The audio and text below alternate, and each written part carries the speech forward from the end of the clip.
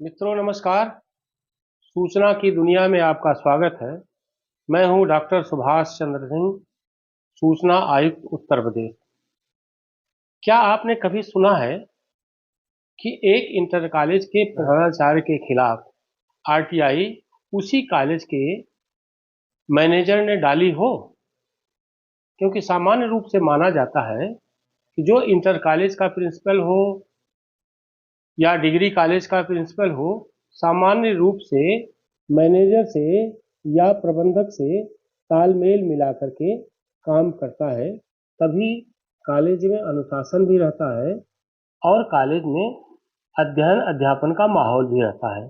लेकिन एक ऐसा प्रकरण मेरे पास गोरखपुर से आया हुआ है जिसमें कॉलेज के प्रिंसिपल, वह कॉलेज जो एडेड है, उसके मैनेजर ने ही अपने कार्यवाहक प्रिंसिपल के खिलाफ एक आरटीआई डाल करके कुछ सूचनाएं मांगी हैं। स्वाभाविक रूप से जैसा कि जनसूचना अधिकारियों की आदत होती है, चाहे वो बेसिक शिक्षा अधिकारी हो या डीआईएस हो या खंड शिक्षा अधिकारी हो, सामान्य रूप से सरकारी अधिकारियों की आदत होती है कि समय से सूचना नहीं देते हैं। समय से सिर्फ सूचना देने की उनकी आदत भी नहीं है, न इसकी वो चिंता करते हैं। इस मामले में भी ऐसा ही हुआ। जब आरटीआई पड़ी डीआईएस के यहाँ, तो डीआईएस की ओर से प्रिंसिपल को लिखा गया, इसके बावजूद समय से सूचना नहीं मिली। ये मामला मुझे ये लगा कि बड़ा विचित्र किस्म का है, बड़ा अनोखा है कि शिक्षा क्षेत्र में इस तरह के मामले भी आते हैं जहाँ प्रिंसिपल के खिलाफ आरटीआई वहाँ के मैनेजर ने ही डाल दी हो। ये प्रकरण है गोरखपुर का। वहाँ ये कॉलेज है श्री गांधी इंटर कॉलेज, हरपुर बुधहट, गोरखपुर। वहाँ के जो मैनेजर हैं तारकेश्वर प्रसाद शुक्ल जी, जो प्रबंधक हैं, उन्होंने जिला विद्यालय निरीक्षक को एक पत्र दे करके ये कुछ सूचनाएं जो है अपने कार्यवाहक प्रधानाचार्य और शिक्षक गणों के एक दिन के चिकित्सीय अवकाश लेने के बारे में पूछा था। स्वाभाविक रूप से सूचना नहीं मिली।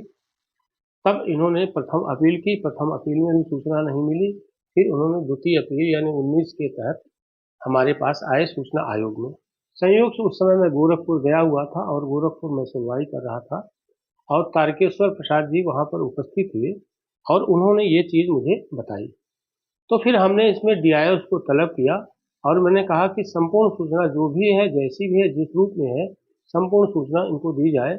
और मैंने फिर तारकेश्वर जी को ये अनुरोध किया कि जब भी लखनऊ में सुनवाई हो, आप उपस्थित हों, बाकी जन सूचना अधिकारी को हम बुलाएंगे। जन सूचना अधिकारी तो पिछली बार संभवतः नहीं आए थे, तारकेश्वर जी आए थे, लेकिन उन्होंने ये कहा कि सूचना नहीं मिली। संयोग से इस बार जो है प्रिंसिपल भी आए हुए हैं, डीआईएस भी आए हुए हैं और तारकेश्वर शुक्ला जी भी आए हुए हैं।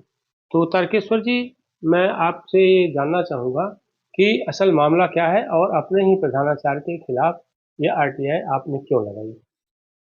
Sir, Shri Gandhi inter college Harpur Budhhat Gorakhpur सन 51 का विद्यालय है जो वर्तमान में एड पर है। और सन 2013 में जो हमारे पुराने प्रधानाचार्य थे वो रिटायर हो गए।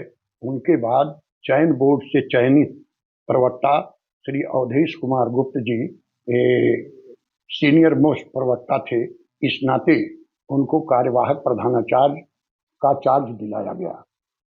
उस चार्ज दिलाने के बाद विद्यालय के प्रति उनका क्रियाकलाप ठीक नहीं था, विद्यालय का डिसिप्लिन ठीक नहीं चल पा रहा था। अपने स्वयं रेगुलर नियमित तरीके से समय से विद्यालय पर उपस्थित नहीं होते थे। बिना किसी सूचना के वह जो है विद्यालय से अनुपस्थित हो जाते थे और बाद में अवकाश प्रार्थना पत्र देते थे। इसी में एक दिन का चिकित्सा अवकाश जो है ये देते थे और बिना किसी प्रमाण पत्र के देते थे। और एक महीने में एक एक दिन का के लिए चिकित्सा अवकाश का प्रार्थना पत्र 5 दिन 6 दिन एक महीने में लेते थे। इससे हमने जन सूचना अधिकार के तहत जिला विद्यालय निरीक्षक महोदय से ये सूचना मांगा कि क्या एक दिन चिकित्सा अवकाश पर कोई प्रधानाचार्य या अध्यापक छुट्टी पड़ जाता है तो उसके संबंध में बिना चिकित्सा प्रमाण पत्र देना अनिवार्य है या नहीं अनिवार्य है, तो इसके संबंध में जो नियम है उसकी सूचना हमें उपलब्ध कराने की कृपा करें। वह सूचना हमें प्राप्त नहीं हुई तो जन सूचना अधिकार की प्रथम अपील हमने वहाँ के ज्वाइंट डायरेक्टर एजुकेशन से किया, उस पर भी सूचना नहीं मिला। तो द्वितीय अपील जन सूचना कार्यालय लखनऊ को हमने भेजा, जिसमें पीठासीन अधिकारी श्री सुभाष चंद्र सिंह जी ने उस पर कार्रवाई प्रारंभ किया और उस पर सूचना न मिलने पर जो है आज जो है सूचना की तारीख निश्चित है, जिसमें जिला विद्यालय निरीक्षक और कार्यवाहक प्रधानाचार्य और मैं स्वयं यहाँ उपस्थित हूँ और उस पर यह कार्रवाई की जा रही है और उस पर सुनवाई हो रही है। और यह सूचना के अधिकार के तहत सूचना हमें प्राप्त हो गया है, लेकिन प्रधानाचार्य के क्रियाकलाप में आज भी ये समय से विद्यालय पर उपस्थित नहीं होते हैं, जबकि माननीय मुख्यमंत्री जी का निर्देश है कि हर विद्यालय का प्रधानाचार्य समय से 15 मिनट पहले प्रार्थना में उपस्थित हों और महापुरुषों और देश की ऐतिहासिक चीज़ों को बच्चों के बीच में बतावे और 15 मिनट तक स्वच्छता अभियान और विद्यालय का देखरेख ये करे। अच्छा, इस संदर्भ में जी सर, आपने एक बायोमेट्रिक हाजिरी भी जी लगी हुई ले आए हैं। जी, जैसा आपने बताया कि मुख्यमंत्री जी का आदेश है कि 15 मिनट पहले पहुंचे। जी, जो इसमें दिखाई दे रहा है वो विद्यालय पहुंचने का जो समय है वो 7:30 बजे है और छोड़ने का समय 12:30 बजे। लेकिन जैसे आपने बताया ना 3/7/2023 यानी जुलाई में पहले दिन ये 12:45 पर आए हैं, जो ये दिखा रहा है, और 5:15 पर गए हैं। अगर मैं पढ़ता चलूं तो 7:30 के बजाय जो अगली जो भी तारीख है 8:22, 8:37, 8:21, 8, 8:36, 8:19, 8:05, 7:59, 8:13, 8:08, 8:23, 8:23, 8:23, 7:22, ये है जुलाई का। जी, फिर ये ऊपर डेट है, ये है 21 जुलाई के बाद। इसमें भी जो है ये 8:14, 8:40, 8:32, 8:44, 7:51 कुल मिला करके, और यहाँ पर जो है 19/8/23 में फिर वो जो है 12:46 पर आए हैं और 5:16 पर गए हैं। तो सामान्य रूप से जो है एक प्रिंसिपल जैसा आपने बताया उसको 15 मिनट पहले ही इसलिए आ जाना चाहिए क्योंकि दुनिया भर की बहुत तरह की जो है उसको जो है एडमिनिस्ट्रेटिव वर्क उसके पास होते हैं। अगर इस समय से नहीं आते हैं तो क्या आपके विद्यालय में उनके समय से न आने से पढ़ाई का वातावरण है? क्या टीचर भी समय से आते हैं? क्या है कुल मिला के क्या स्थिति है? कुछ और इनके खिलाफ आपने कार्रवाई क्यों नहीं की? कुछ अध्यापक जो इनके ग्रुप के हैं, हाँ, वह लोग तो, लेकिन बहुत से अच्छे अध्यापक हमारे विद्यालय में हैं, जिसके नाते विद्यालय में ठीक चल रहा है। लेकिन इनके ग्रुप के जो टीचर हैं वो स्कूल में आने के बावजूद भी क्लास में नहीं जाते हैं। तो आपके पास कोई अधिकार है कार्यवाही करने का? अगर नहीं है तो क्या आपने DIS को पत्र वगैरह लिखा? निवर्तमान DIS को हमने कई बार पत्र लिखा। क्या नाम है उनका? ज्ञानेंद्र सिंह जी, जो अभी वो रिटायर हो गए हैं। ठीक है जी। फिर उन्होंने क्या किया? उन्होंने इस पर कोई कार्रवाई न करके बल्कि इनके प्रभाव में आकर के हमारी ही कमेटी को भंग करने के लिए हमको कई बार नोटिस किए और उसके बाद मजबूर होकर के हमको हाई कोर्ट जाना पड़ा। हाई कोर्ट में मेरे विद्यालय में प्रधानाचार्य का पद 20 साल पहले से खाली है। इसका अध्याचन हमने किया था और उसमें 20 साल में प्रधानाचार्य की नियुक्ति नहीं हुई और इस प्रधानाचार्य की नियुक्ति के प्रकरण में माननीय उच्च न्यायालय ने सचिव माध्यमिक शिक्षा को तलब किया, सचिव चयन बोर्ड को तलब किया और जब कोर्ट का समाधान नहीं हुआ तो प्रमुख सचिव उत्तर प्रदेश सरकार का भी काउंटर मांगा और वो काउंटर दाखिल हुआ, जिसमें प्रमुख सचिव ने अपने काउंटर में ये कहा कि नया चयन आयोग गठित हो रहा है, उसके गठित होने के बाद ही इसमें चयन की प्रक्रिया प्रारंभ की जा सकती है। और अब जो है वह रिट अभी तक हाई कोर्ट में पेंडिंग है और ये प्रधानाचार्य की नियुक्त न होने के नाते विद्यालय का अनुशासन, साफ सफाई, जबकि अभी सफाई पखवाड़ा चल रहा है। माननीय मुख्यमंत्री जी का आदेश है कि 2 अक्टूबर तक पूरे प्रदेश में सफाई अभियान चलाया जाए, लेकिन मेरे विद्यालय में कोई सफाई काम न करके बल्कि सफाई के लिए कुछ लोगों को पुरस्कृत किया गया और उसका वीडियो बना करके आजकल के जो मीडिया है उस पर प्रसारित किया जा रहा है। लेकिन स्थलीय निरीक्षण अगर कर लिया जाए तो फील्ड में घास लगी हुई है और जिससे आजकल तमाम बीमारियां फैल रही हैं, उससे बच्चों का भी नुकसान हो सकता है। इसमें जो है एक जवाब आया हुआ है जी, 23/8/2023 का है, जिसमें अवधेश कुमार, कार्यवाहक प्रधानाचार्य श्री गांधी इंटर कॉलेज, हरपुर बुधहट, गोरखपुर ने आपको लिखा है।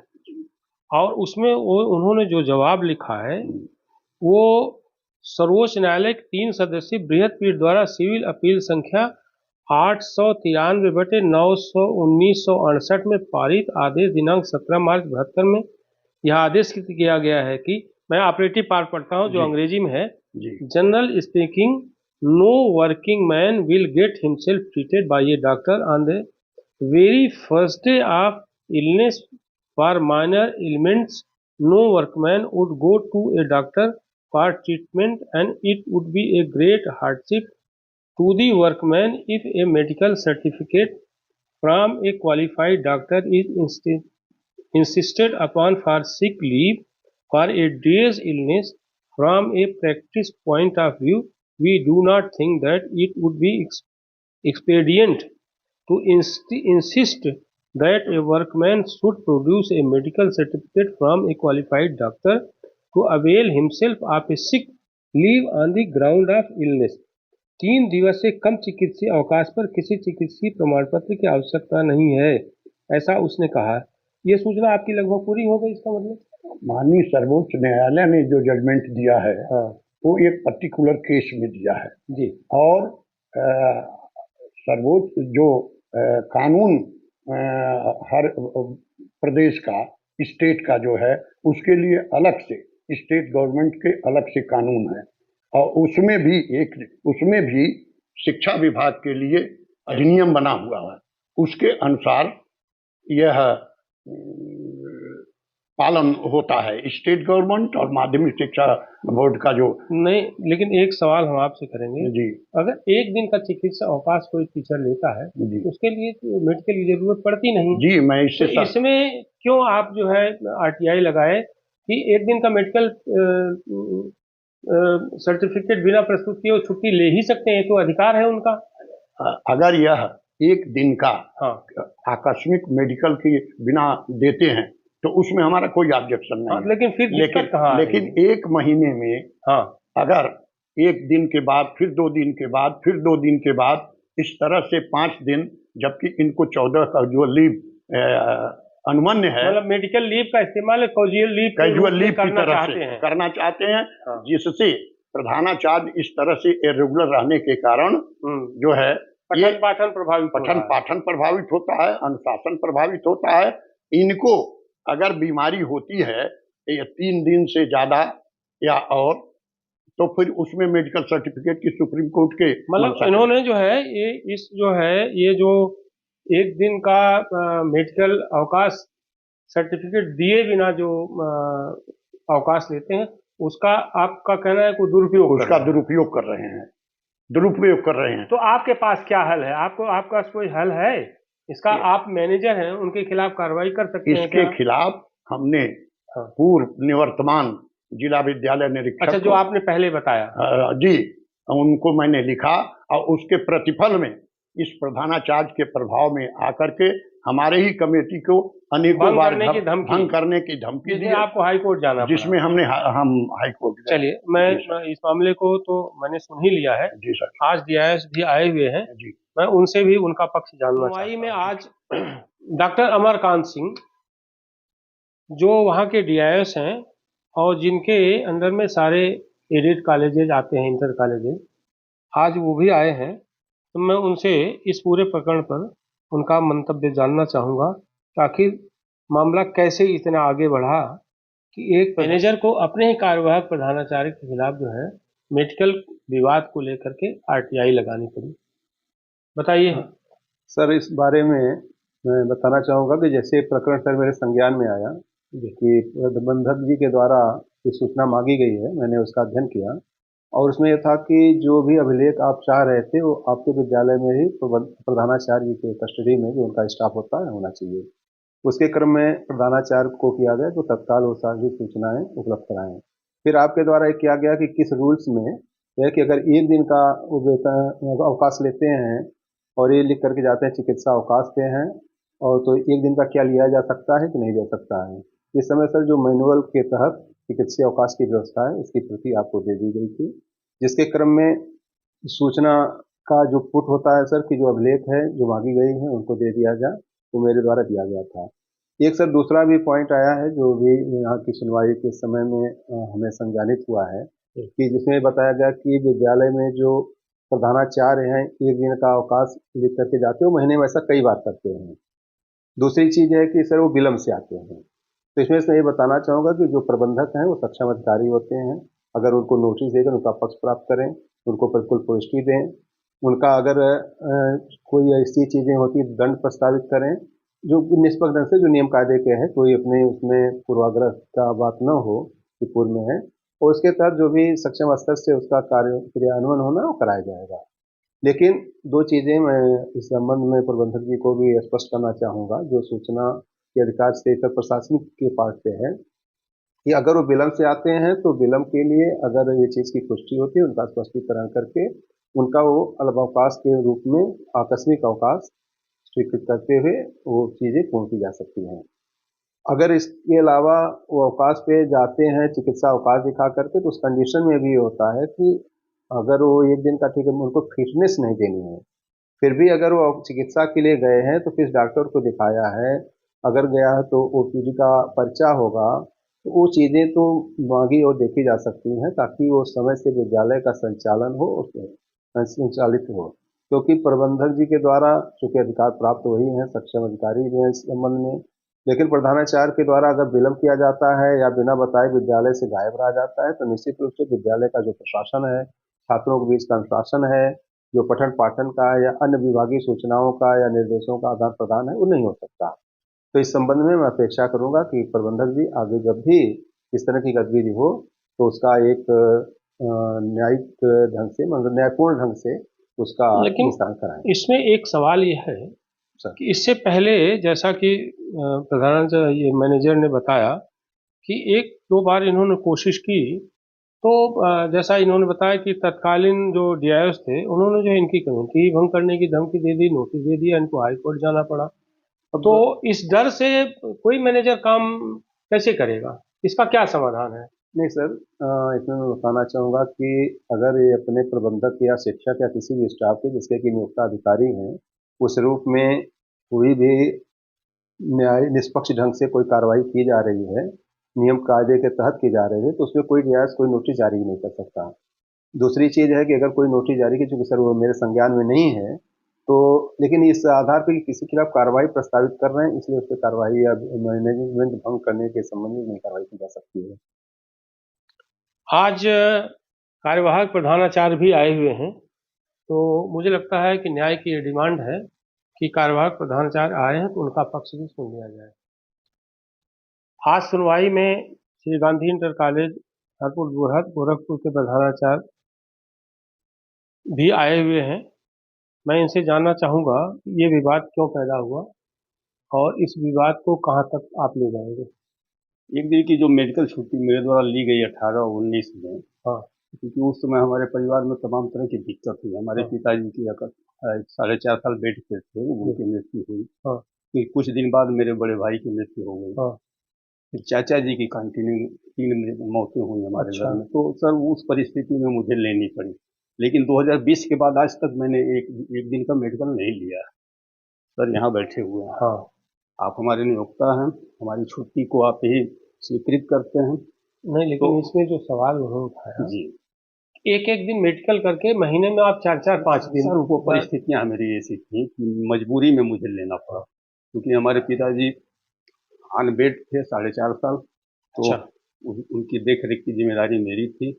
बड़हलगंज चूंकि आना जाना होता था, तो उसी में उनकी मृत्यु हो गई। उसी के कुछ दिन बाद बड़े भाई की भी मृत्यु हो गई बीमारी की वजह से। फिर चाचा जी नहीं, लेकिन वो ये 18 इसका समाधान क्या है आखिर? समाधान सर मैं नहीं लूंगा, अपने स्टाफ नहीं, के लोगों से अपने छुट्टी लेना स्टाफ आपका अधिकार है, नहीं मेडिकल, लेकिन है कि जैसी इनकी शिकायत है जैसे मेडिकल पे कि आपका कहना है कि हाँ प्रमाण पत्र आप लोगों के द्वारा दिया जाए जी, तो आज के डेट में सभी लोग प्रमाण पत्र देते हैं एक दिन की मेडिकल छुट्टी की। ठीक है, इसका समाधान यही है। इसका समाधान निकल गया है करीब करीब, इसका मतलब। जी और इनकी एक शिकायत है कि आप जो है विद्यालय देर से आते हैं। इन्होंने ये बायोमेट्रिक लाई है, हमारे सामने दिखाया है नहीं जाता प्रॉब्लम कि केवल नहीं, यह है। देखिए बायोमेट्रिक नहीं की वो रूल्स है, ठीक है, बोलती वो ना। ठीक है। मैं कोई ऐसा दिन नहीं है, हालांकि मुझे इसमें ये पूछना नहीं चाहिए क्योंकि आरटीआई में सूचना देने और दिलवाने तक ही जो नहीं है सर, आप रहा है। गार्जियन हैं, आप पूछ लेकिन सकते है हैं। कि जो बायोमेट्रिक बताती है उसमें है कि पर डे आधा घंटा, पौन घंटा, 1 घंटा आप देर से आए नहीं हैं। सर, उसका जैसा कि तारकेश्वर जी ने बताया कि मुख्यमंत्री जी का भी एक निर्देश है कि प्रधानाचार्य को कम से कम जो है 15 मिनट पहले जी, इसलिए जी, पहुंच जाए। जी और ये औचित्यपूर्ण भी है जी जी कि अगर प्रधानाचार्य समय से पहुंच जाता है या समय से पहले पहुंचता है तो विद्यालय में पठन पाठन और उसके अनुशासन को कायम रखने में जी। सहूलियत होती है। इसका क्या समाधान हाँ है? सर, ऐसा है कि यह सही है कि मुझे 15 से 20 मिनट पहले पहुंचना चाहिए। हाँ। मैं 15-20 मिनट पहले नहीं पहुंच पाता क्योंकि हमारे छोटे बच्चे हैं। मैं 7:35 पे विद्यालय पहुंचता हूँ। उस जल्दबाजी में चूंकि प्रेयर भी कराना होता है, अन्य चीजें होती हैं, और मैंने आपसे कई बार कहा है कि 1-2 दिन विलम्ब मुझसे हो जाता है। नहीं, लेकिन हर दिन विलम्ब है नहीं, वो यहाँ। तो बायोमेट्रिक पे न लगने की वजह से है सर। मैं तत्काल नहीं लगा पाता बायोमेट्रिक की उपस्थिति। नहीं, बायोमेट्रिक इसीलिए है ताकि आपकी समय से उपस्थिति सुनिश्चित हो सके। बायोमेट्रिक इसीलिए लगाया गया है ना। यह तो सही है सर। और मुख्यमंत्री का जोर भी इसी पर है, इसलिए बायोमेट्रिक सिस्टम लगाया भी गया है ठीक है ताकि जो जिस समय आए उसका उस समय पर उपस्थिति दर्ज हो। इसलिए जब भी आप आते हैं तो बायोमेट्रिक तत्काल लगाना चाहिए आपको। हाँ, लगाना तो चाहिए सर। चलिए, बहरहाल इसका इसका क्या समाधान है? अक्टूबर से सर वो क्या बोलते हैं, मानव संपदा पोर्टल सक्रिय हो जाएगा। उसमें ऑनलाइन मॉनिटरिंग लखनऊ से होगी। नहीं, आप प्रिंसिपल हैं, ऑनलाइन मॉनिटरिंग के भरोसे आप क्यों हैं? आप तो एक जो है ऐसे पद पर हैं जिसके ऊपर जो है विद्यालय में अनुशासन कायम करने की सर्वोच्च जिम्मेदारी है। आप क्यों मॉनिटरिंग की अपेक्षा करते हैं? विद्यालय में अनुशासन और अन्य चीजों के लिए मैं पूरी तरह से जिम्मेदार हूँ, और मेरा पूरा प्रयास होता है सर कि विद्यालय में अनुशासन बना रहे, पठन पाठन सुचारू रूप से संचालित हो। आप इस YouTube चैनल को लाइक करिए, सब्सक्राइब करिए, कमेंट करिए और शेयर जरूर करिए।